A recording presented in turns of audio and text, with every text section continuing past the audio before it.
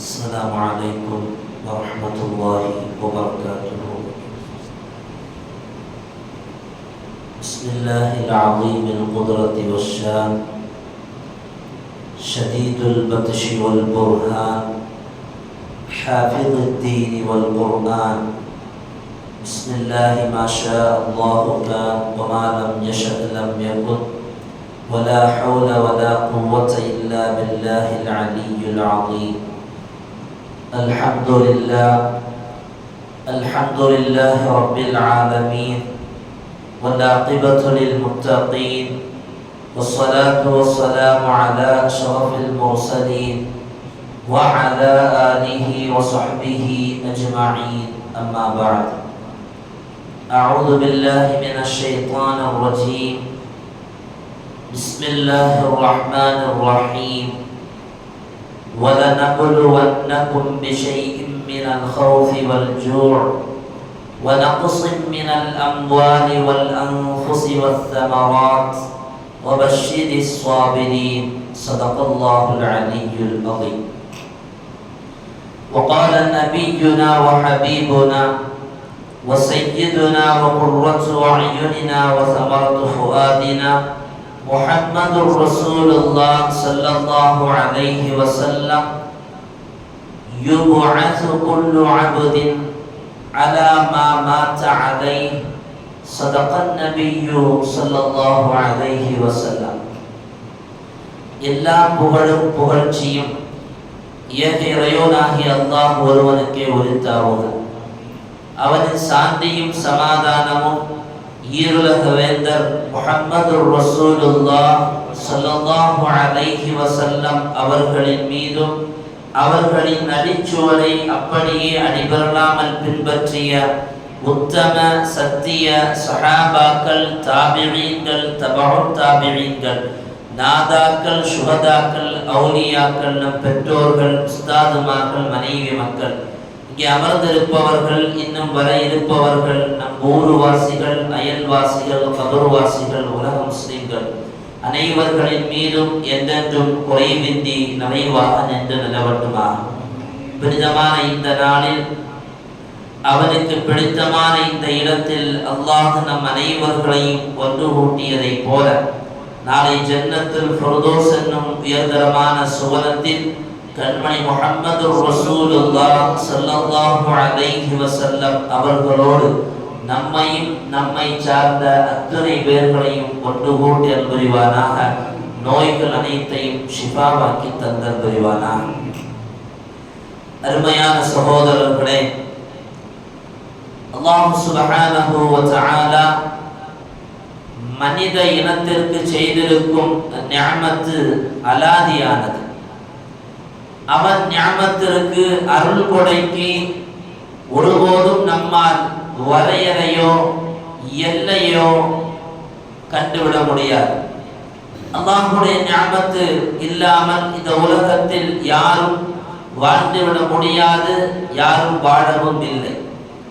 ரப்புடைய அந்த நிஅமத்தை நம்மை புரிய விடாமல் தடுக்குகிற, நம்மில் குடிகொண்டிருக்கிற விஷயங்கள் ஒன்று மடமை, இன்னொன்று ஆசை, இன்னொன்று அறியாமை. இவைகள் ரப்பருடைய நிஅமத்தை விட்டும் நம்மை தூரமாக்கி கொண்டே இருக்கிறது. அவருடைய நிஅமத்தை விளங்குவதிலிருந்து நம்மை விலக்கிக் கொண்டே போகிறது. குர்ஆனில் அல்லாஹ் சொல்லுவான்: இன்னல்லாஹ லது ஃபضலின் அலன் நாஸ். அல்லாஹ் மனிதனின் மீது அருள் பார்வை உடையவன். மனிதனின் மீது அல்லாஹ் அருள் செய்கிறவன். ஆனால் வலாகின் அக்ஸரன் நாஸ் லா யஷ்குரூன், மனிதர்களில் அதிகமானவர்களும் அல்லாஹ்வுக்கு நன்றி செலுத்துவதில்லை. குர்ஆன் மிக தெளிவாக நம்மை பார்த்து சொல்லுகிற தகவல், ரப்பருடைய புறத்திலிருந்து அவன் நிஅமத்தில் எந்தவித குறைபாடும் நமக்கு இல்லை. ஆனால் நமக்கு கிடைக்கப்பட்டிருக்கும் நிஅமத்திற்கான நன்றி செலுத்துதலில் மட்டும்தான் குறைவுள்ளவனாக மனிதன் வாழுகிறான் என்பதை குர்ஆன் தெளிவாக சொல்லுகிறது.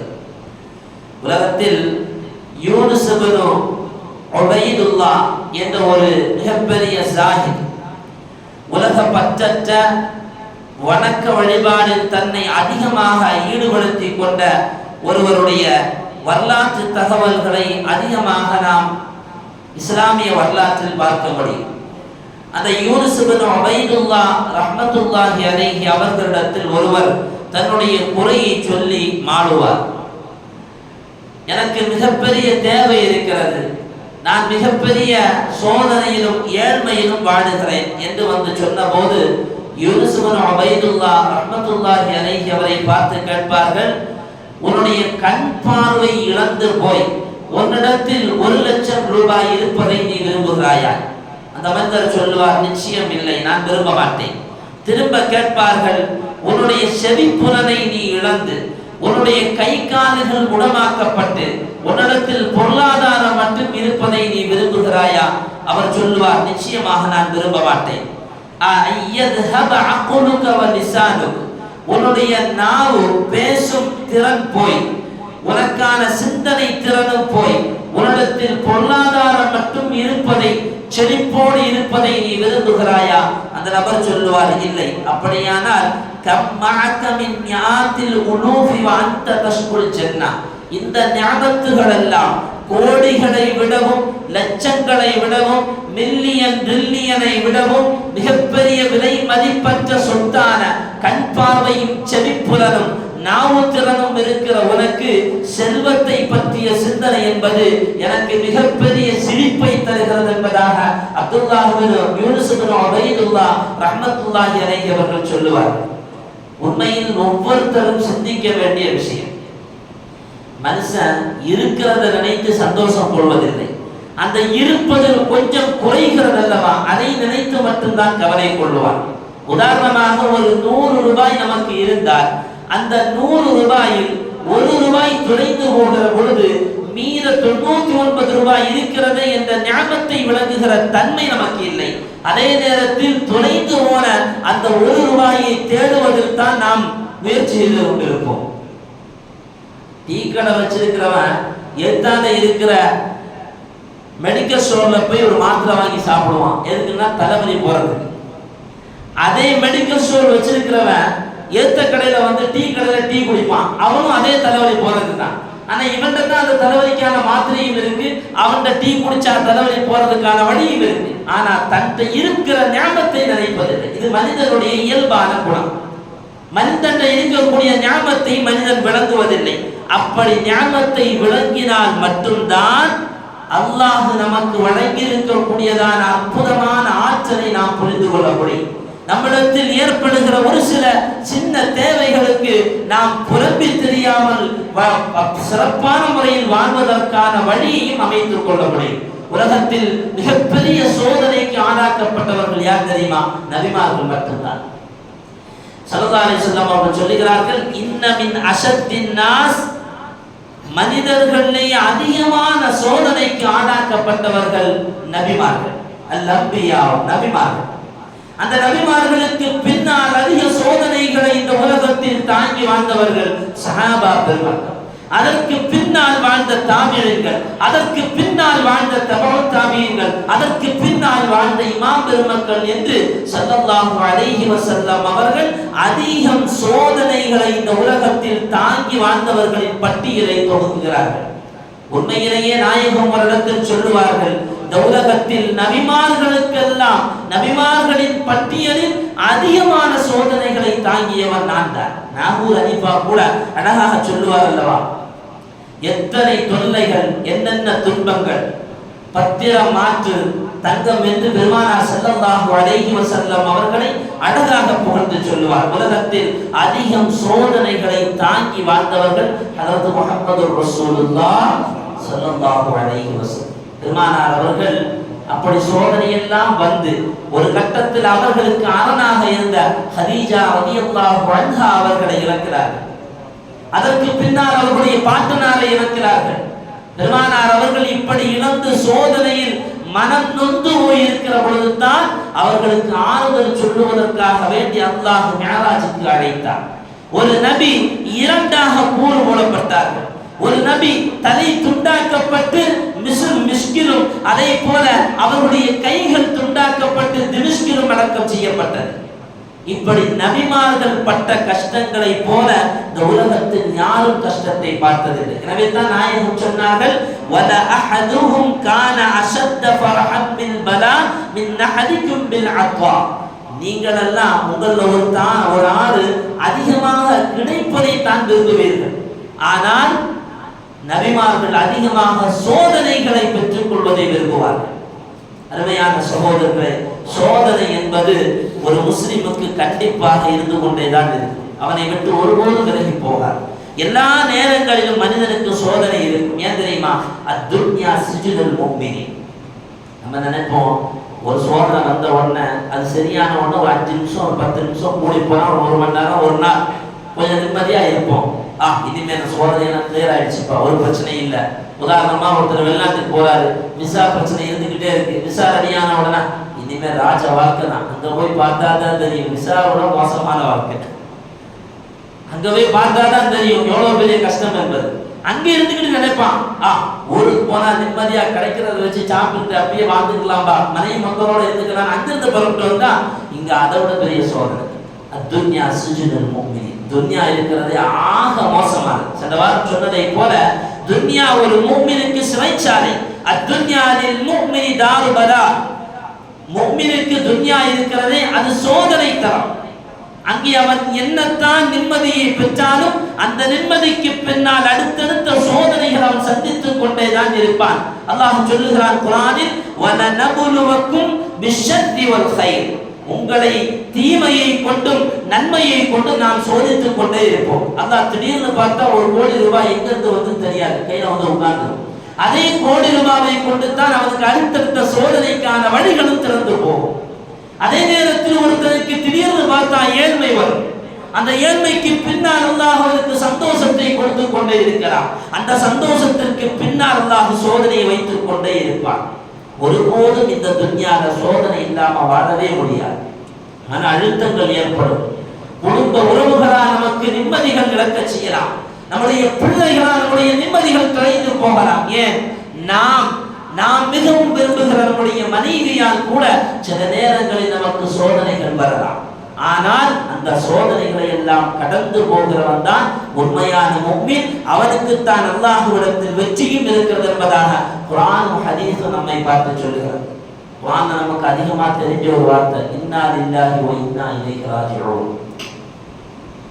அல்லாஹ்வுக்கே நம்ம சொந்தக்காரங்க, அவன் பக்கமே திரும்ப மீளக்கூடியவர். இந்த ஆயத்திற்கு முந்தைய ஆயத்தில் அல்லாஹ் ஒரு வார்த்தை சொல்லுவான், வலனபுலுவன்னகும் பிஷைஇன் மினல் கௌஃப். பயத்தை கொண்டு உங்களை நாம் சோதிப்போம். மினல் கௌஃபி வல் ஜூஇ. பசியை கொண்டு உங்களை சோதிப்போம். வனக்ஸின் மினல் அம்வால். பொருள் சேதம் ஏற்படுத்தி உங்களை சோதிப்போம். மினல் அம்வாலி வல் அன்ஃபுஸ். உங்களுக்கு நெருக்கமானவர்களை இறக்கச் செய்து உங்களை சோதிப்போம். வனக்ஸின் மினல் அம்வாலி வல் அன்ஃபுஸி வத் தமராத். பல வருக்கங்கள் உங்களுடைய உணவு தானியங்களை கொண்டு அதை இழக்கச் செய்து உங்களை சோதிப்போம். அப்படி சோதனையில் அமைதியாக பொறுமை காத்து ரப்பு தந்தவைகளுக்கெல்லாம் நன்றி செலுத்தி ரப்பு தடுத்தவைகளை எல்லாம் நினைத்து வருந்திக் கொள்ளாமல் இது எனக்கு ரப்பு தருகிற சோதனை என்று அதில் பொறுமை காத்துக் கொண்டிருந்தால் நபி அவனை பார்த்து நீங்கள் சொல்லுங்கள், வபஷ்ஷிரிஸ் ஸாபிரீன். பொறுமையாக இருப்பவனுக்கு நற்செய்தியை சொல்லுங்கள் என்றார். யாராவது ஒருத்தருங்க எனக்கு நிம்மதி இருக்குன்னு சொல்லுங்க பார்ப்போம். ஏதாவது ஒரு கஷ்டம் இருக்குதான் செய்யும். யாருமே எனக்கு நிம்மதியான வாழ்க்கை இருக்குன்னு சொல்லவே முடியாது. ஏன்னா ரப்பு துன்யாவை அப்படித்தான் வச்சிருக்கிறான். ஜும்மால உட்கார்ந்து இருக்கிற நிறைய பொருளாதார செல்வந்தர்கள் அல்லது வியாபார தொழிலாளர்கள் அடுத்தடுத்த கட்டம் என்ன? ஜும்மா தொழுகை முடிஞ்சோடனே சாப்பிடணும், தூங்குறதா, அடுத்த வேலைக்கு போறதா? இன்னைக்கு இவருக்கு இவ்வளவு காசு கொடுக்க வேண்டியது இருக்குது, பிள்ளைக்கு இவ்வளவு ஃபீஸ் கட்ட வேண்டியது இருக்குது, அல்லது மகளுடைய கல்யாணத்துக்கு இனி ₹1,00,000 தேவைப்படுது, அல்லது வியாபாரத்துக்கு 50,000. இப்படிதான் போயிட்டே இருக்கும். துன்யா இப்படிதான். சில பேருக்கு ஐயோ மனைவியா வீட்டுக்கு போனா அடுத்த பத்திரக்காளி ஆட்டம் வந்துருக்கு. இப்படி 1000 பேருக்கு 1000 விதமான தொல்லைகள். இப்படி ஒரு விதமான தொல்லைகளும் ஒரு விதமான சங்கடங்களும் இந்த துன்யாவில் இருந்துகிட்டே தான் இருக்கும். ஆனால் அதற்கான முடிவு என்பது அவாவ உயிரை அவ்வளவு மாய்த்துக் கொள்வதல்ல. அதற்கான முடிவு என்பது தற்கொலை அல்ல. சோதனைகள் தொடர்ந்து வருகிறது என்பதற்காக வேண்டி தன் உயிரை மாய்த்துக் கொள்வது அதற்கு முடிவல்ல. காரணம், ஒரு இஸ்லாமியனை பொறுத்த வரையிலையும் அவனுடைய மரணத்திற்கு பின்னால் தான் நிரந்தரமான வாழ்க்கையை நோக்கி அவன் பயணிக்கிறான். ஸல்லல்லாஹு அலைஹி வஸல்லம் அவர்கள் சொன்னார்கள், லா யதமன்னயன்ன அஹதுகுமுல் மௌத மின் குர்ரின் அஸாபா.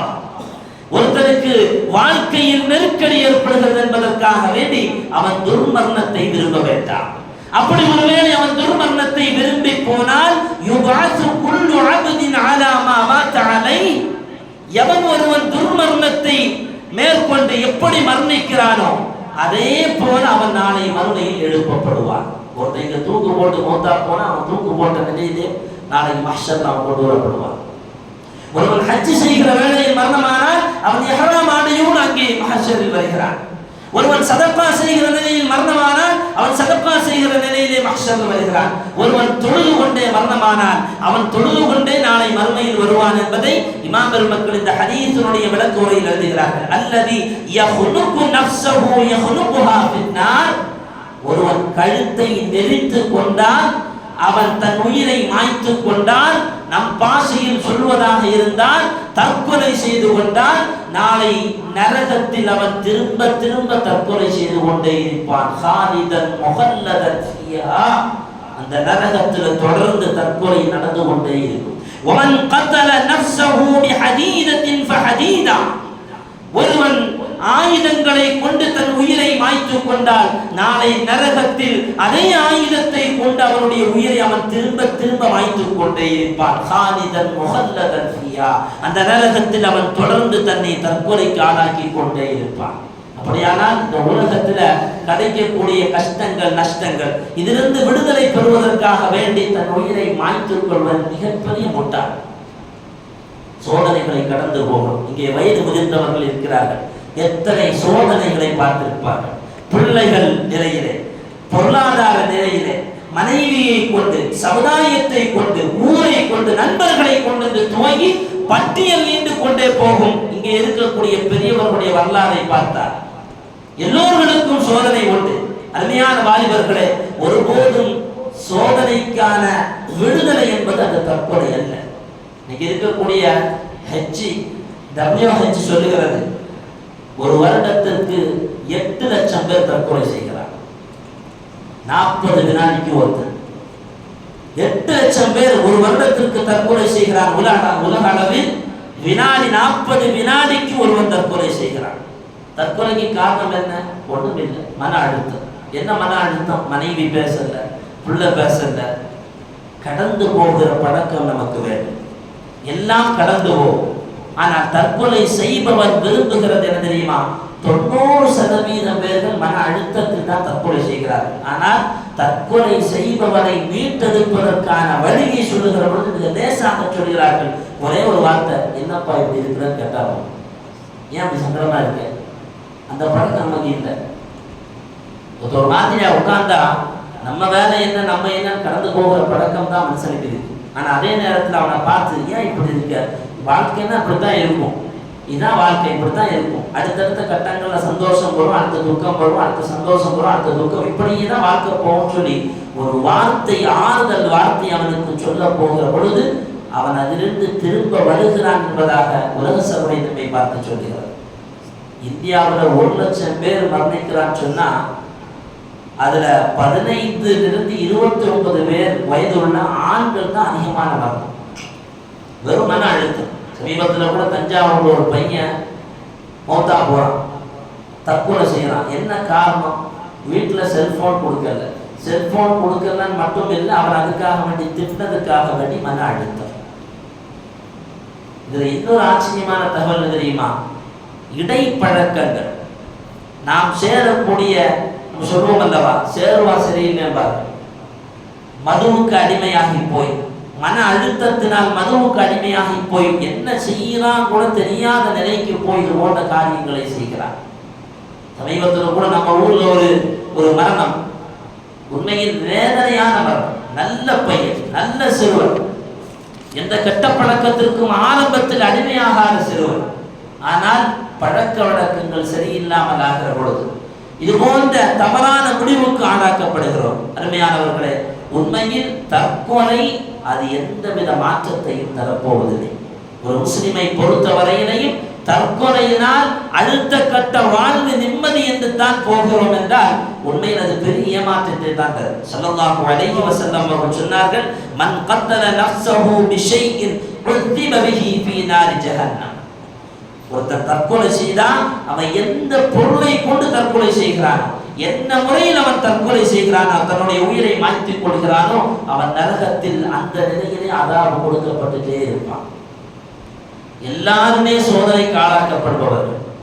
வாழ்ந்து ஜெயிக்க வேண்டுமே தவிர வாழ்வில் தோல்வியை கண்டு இந்த உலகத்தை விட்டு பிரிந்து போகக்கூடாது. அது பெரிய ஏமாற்றத்தை துன்யாவிலையும் ஆகிரத்திலையும் நமக்கு தந்துவிடும். ஸல்லல்லாஹு அலைஹி வஸல்லம் அவர்கள் யுத்த களத்தில் பெருமானார் ஸல்லல்லாஹு அலைஹி வஸல்லம் அவர்களோடு யுத்தம் புரிகிறார். கைபர் யுத்த களத்தில் ரொம்ப வீரமாக காரசாரமாக எதிரிகளை தாக்கி கொண்டு ஒருவர் முன்னேறி கொண்டே போகிறார். சஹாபாக்கள் எல்லாம் அவரை ஆச்சரியத்தோடு பார்க்கிறார்கள். நாயகம் அவரை பார்த்து சஹாபாக்களை பார்த்து சொல்லுவார்கள், மன் அஹப்ப அன் யன்துர இலா ரஜுலின் மின் அஹ்லின் நார். நரகவாசியை யாராவது பார்க்கிறதுக்கு விரும்புறீங்கன்னா அந்த போராடி அவரை பாருங்கன்னா. சஹாபாக்கள் ஆடி போயிட்டாங்க. ரொம்ப வீரசாரமா தீனுக்காக வேண்டி உழைக்கிறாரு. ரொம்ப தன்னை தீனுக்காக வேண்டி ஆட்படுத்திக் கொள்கிறார். இவரை பார்த்து பெருமானார் அவர்கள் நரகவாசி என்று சொல்கிறார்கள். என்னன்னு தெரியாம அவங்களுக்கு பின்னால் அந்த நபருக்கு பின்னாலேயே ஒருத்தர் தொடர்ந்து போறார். அவரும் அப்படியே யுத்தம் செஞ்சுக்கிட்டே போறார். எதிரிகளை தாக்கி கொண்டே போகிறார். ஒரு கட்டத்தில் எதிரிகள் அவரை தாறுமாறாக தாக்கி விடுகிறார். தாக்கப்பட்ட அந்த நபர் வேதனை தாழாமல் தன் கையில் இருக்கக்கூடிய வாளை பூமியில் தலைகீழாக ஊன்றி வைத்து தன்னுடைய நெஞ்சு பகுதி அதில் வைத்து அழுத்திக் கொள்கிறார். ஸல்லல்லாஹு அலைஹி வஸல்லம் அவர்கள் சொன்னது சரிதான். ஒருவன் உயிரை மாய்த்து கொண்டால் அவன் எந்த நிலையில், அவன் பெரிய அல்லாமாவாக, பெரிய இபாதத்து செய்பவனாக, சமுதாயத்தில் பெரிய மக்களுக்கு அன்பளிப்புகளை கொடுக்குகிற அல்லது மக்களுக்கு உதவிகளை செய்கிற யாராக இருந்தாலும் சரிதான், அவன் தன் உயிரை தானாக மாய்த்துக் கொண்டால் அவன் நரகவாசி என்பதை ஹதரத் முஹம்மது ரசூலுல்லாஹ். அருமையானவர்களை, கடைசி நேரம் கரெக்டா இருந்தா ஒரு மனிதனுக்கான வாழ்வின் முடிவு தான் லட்சியம். நாயகம் சொன்னார்கள், அமல்கள் எப்ப தெரியுமா, அது அமல்கள் சரியான அமல் என்று நாம் அதை கணிக்க முடியும். அவருடைய அந்த அமலுடைய முடிவு சரியா இருக்கு. சொர்க்கத்தினுடைய அமலெல்லாம் செஞ்சுட்டு இருப்பான். நாயகம் சொல்லுகிறார், இந்த ஹதீஸினுடைய அடுத்தடுத்த வரிகளில் சொல்கிறார்கள், ஒரு சொர்க்கத்தினுடைய அமல்களை எல்லாம் செய்வான், ஆனா அவன் நரகத்தினுடைய அமல்களை கடைசியில் செய்து போதா போயிடும். ஒருத்தர் நரகத்தினுடைய அமலெல்லாம் செஞ்சுட்டு இருப்பான், ஆனா கடைசியில சொர்க்கத்துக்கு போறதான ஏதாவது அமல் செஞ்சு போயிடுவான். கடைசி நேரம் சரியாக இருக்க வேண்டும். இது போன்ற துர்மரணங்களை நாம் தேடிக் கொள்வது என்பது இங்கிருந்தே நரகத்துக்கு போறதான வழிகளை தேடுவது மாத்திரமே அர்த்தம். இன்னொரு பெரிய ஒரு கேவலமான விஷயம் என்ன தெரியுமா, இந்த துர்மரணங்களை கொண்டுள்ள கேவலமான ஒரு நிகழ்வு என்ன தெரியுமா, ஸல்லல்லாஹு அலைஹி வஸல்லம் அவர்களுக்கு முன்னால் ஒரு ஜனாசா கொண்டு வைக்கப்படுது. முத்தியன் நபி ஸல்லல்லாஹு அலைஹி வஸல்லம் பெருமானார் அவர்களுக்கு முன்னால் ஒரு ஜனாசா வைக்கப்படுது. பெருமானார் அவர்களை தொழுகைக்காக வேண்டி அழைக்கிறார். நாயகம் ஸல்லல்லாஹு அலைஹி வஸல்லம் வந்தபோது எப்படி மரணமானார் என்ற கேள்விக்கு சொல்லப்பட்டது, நாயகமே தன்னை தானே அவர் கொலை செய்து கொண்டார், தற்கொலை செய்து கொண்டார். நாயகம் ஸல்லல்லாஹு அலைஹி வஸல்லம் அவர்கள் விலகி நின்றார். பெருமானார் அவர்கள் தொழுகை நடத்தவில்லை. பல விசன்னி அலை, நாயகம் தொழ வைக்கல. சஹாபாக்கள் சில பேர் தொழ சொன்னாங்க. உண்மையிலேயே தற்கொலை செய்தவருடைய ஜனாசாவில் கூட பெருவாரியாக மக்கள் கலந்து கொள்ளக்கூடாது என்பது ஷரீஅத்து சொல்லுகிற தகவல். ஏன் தெரியுமா, அது இஸ்லாம் அந்த அளவுக்கு அதை வெறுக்கிறது என்பதை மக்கள் உணர வேண்டும். இன்னும் ரொம்ப கடுமையாக சொல்லுவார்கள், அவனை அடக்கம் செய்வதற்கு எத்தனை பேர் தேவையோ அவர்கள் மட்டுமே அதில் கலந்து கொள்ள வேண்டும். இதை விட இந்த துன்யாவில் வேற என்ன கேவலம் வேண்டும்? பெரிய அமலெல்லாம் செய்து வாழ்ந்தாலும் கடைசி நேரத்தில் தன் உயிரை தானாகவே மாய்த்துக் கொண்டான் என்றால் அவனுக்கு இந்த துன்யாவிலும் மகிழ்ச்சி இல்லை, மரியாதை இல்லை, நாளை மறுமையிலும் மரியாதை இல்லை. மஹ்ஷர் மைதானத்தில் எல்லோரும் நிற்கிற அந்த நேரத்தில் அவனை பார்க்கப்படுகிற காட்சி, அவன் இந்த உலகத்தில் எப்படி மரணமானானோ அதே நிலையில் வருகிறான். பெருமையான வாலிபர்களே, அல்லாஹ் சுப்ஹானஹு வ தஆலா நமக்கு வழங்கி இருக்கக்கூடிய இந்த ஆயுள் அமானிதமான, அவன் தந்த கை, அவன் தந்த கண், அவன் தந்த கால், அவன் தந்த உடல், இதை ஒருபோதும் நாமவே முடித்துக் கொள்வதற்கு அனுமதி இல்லை. எனவே தான் சஹாபாக்கள் யுத்த களங்களில் போகிற பொழுது அவருடைய கை கால்கள் எல்லாம் வெட்டப்பட வேண்டும் என்று நினைத்தார். என்ன காரணம்? நாளைக்கு ரப்பு கேட்பான், நான் கொடுத்த கை எங்கப்பா, நான் உனக்கு தந்த கால் எங்கப்பா, நான் வழங்கிய கண் எங்கப்பா என்று கேட்கிற பொழுது ரப்பிடத்து நான் சொல்ல வேண்டும், யா அல்லாஹ் உனக்காக வேண்டி உன் மார்க்கத்திற்காக வேண்டி என் கண்ணை நான் கொடுத்தேன். சஹாபி ஸல்லல்லாஹு அலைஹி வஸல்லம் அவங்கள்ட்ட கண்ணு கீழே விழுந்துருச்சு. யுத்த காலத்துல வாள் குத்து அவர்களுக்கு கண்ணில் விழுந்து அந்த கண்ணை எடுத்து கொண்டு வருகிறார். யார் சூழல்தான் கண்ணு கீழே விழுந்துச்சு வைங்க. இப்ப நாயகம் சொன்னார்கள், நான் வச்சிருக்கிறேன், ஒன்றும் பிரச்சனை இல்லை, ஆனா பொறுமையாக இருந்தால் சுவரம் எனக்கு கொண்டிருந்தார். இந்த சஹாபி கண்ணை தூக்கி ஒரு வீசி வீசினார், எனக்கு சொர்க்கம் போடுனா. எவ்வளவு பெரிய சோதனைக்கு சொந்தக்காரர்கள், எவ்வளவு பெரிய சோதனைகளை தாங்கி வாழ்ந்தார்கள். இதுதான் உண்மையான முஃமினுக்கான அடையாளம். உலகத்தில் ஒருபோது நிம்மதியை தேடவே முடியாது, நிம்மதிதான் வேண்டும் என்று அலைந்து திரிபவர்கள் பெரிய ஏமாற்றத்திற்கு தான் ஆளாக்கப்படுவார்கள். சில பேர் கப்பல்லே வாழ்றாங்க, சொத்தை என்ன பண்ணணும் தெரியாம கப்பல்லையே போய் 11 மாசம் இருக்கிறான். அந்த கப்பல்ல உட்கார்ந்து 1 மாசம் மட்டும் வீட்டுக்கு வந்துட்டு போறான். சும்மா வந்து அப்படியே இருப்பா. நம்ம எல்லாம் வந்துட்டு வெளிநாட்டுல வேலை பார்த்து 1 மாசம் இங்க வருவோமே, நம்ம 1 மாசம் வீட்டுக்கு போறோம். நிம்மதியை தேடி கப்பல் உட்கார்ந்து இருக்கிறான். பொருளாதாரத்தை எப்படி செலவு செய்ய வேண்டும் என்று தெரியாமல் கப்பலில் அள்ளி வீசுகிறான். ஆடல்களிலும் அவனுக்கு அப்படி ஒரு சோதனை. இங்க ஒருத்தருக்கு பணமே இல்லாம சோதனை, அங்க ஒருத்தருக்கு பணத்தை கொடுத்து சோதனை. ஆக மொத்தம் துன்யால சோதனை இருந்துகிட்டே தான் இருக்கு. சோதனைகள் இல்லாமல் யாரும் இருப்பதில்லை. அதே நேரத்தில் சோதனை வருகிற பொழுது ஹஜ்ரத் முஹம்மது ரசூலுல்லாஹ் ஸல்லல்லாஹு அலைஹி வஸல்லம் சொல்கிறார்கள், நமக்கு ஒரு சோதனை வந்ததுன்னா இன்னா லில்லாஹி வ இன்னா இலைஹி ராஜிஊன் இந்த வார்த்தையை சொல்.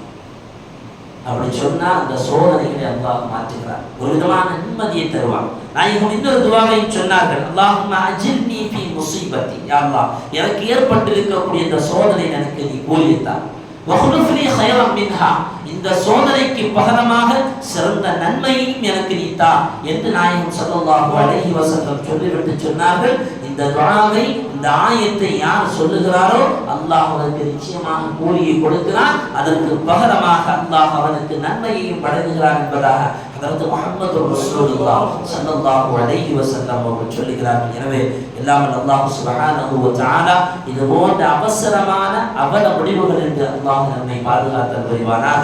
அவன் தருகிற சோதனைகளை தாங்கி வாழக்கூடிய நல்ல மன பக்குவத்தை அல்லாஹ், மன வலிமையை அல்லாஹ் நமக்கு தந்தல் புரிவானாக. உண்மையான வாலிபர்களே, ஒரு நேரத்துல வேலை கிடைக்காம இருக்கலாம், அடுத்த கட்டத்துல நமக்கு வேலை கிடைக்கும். ஒரு நேரத்துல ஏதாவது ஒரு குடும்பங்கள்ல நம்ம ஒரு மாதிரி ஏளனமா பேசிடலாம், ஆனா அவங்களுக்கு முன்னால் நம்ம திரும்ப எழும்பி நின்று அவர்களை ஜெயித்து காமிக்க வேண்டும் என்கிற எண்ணம் நமக்கு வர வேண்டும். இது போன்ற கோடையான எண்ணங்கள் வந்து நம்முடைய உயிர்களை மாய்த்து கொள்ளக்கூடாது. அது துன்யாவையும் ஆகிரத்திலும் நமக்கு பெரிய நஷ்டத்தை தந்துவிடும். எல்லாம் அல்லாஹ் சுப்ஹானஹு வ தஆலா அது போன்ற அவல நிலையில் இருந்து அல்லாஹ் நம்மை பாதுகாத்தல் புரிவானாக. அவனை வணங்கி வழிபட்டு தீனுடைய சிந்தனையோடு பள்ளிவாசல் தொடர்போடு குர்ஆனோடு நெருக்கத்தோடு வாழக்கூடிய நன்மக்களாக அல்லாஹ் நம்மை ஆக்குவானாக. வாஹிரு தஅவானா அல்ஹம்துலில்லாஹி ரப்பில் ஆலமீன். அஸ்ஸலாமு அலைக்கும் வரஹ்மத்துல்லாஹி வபரகாத்துஹு.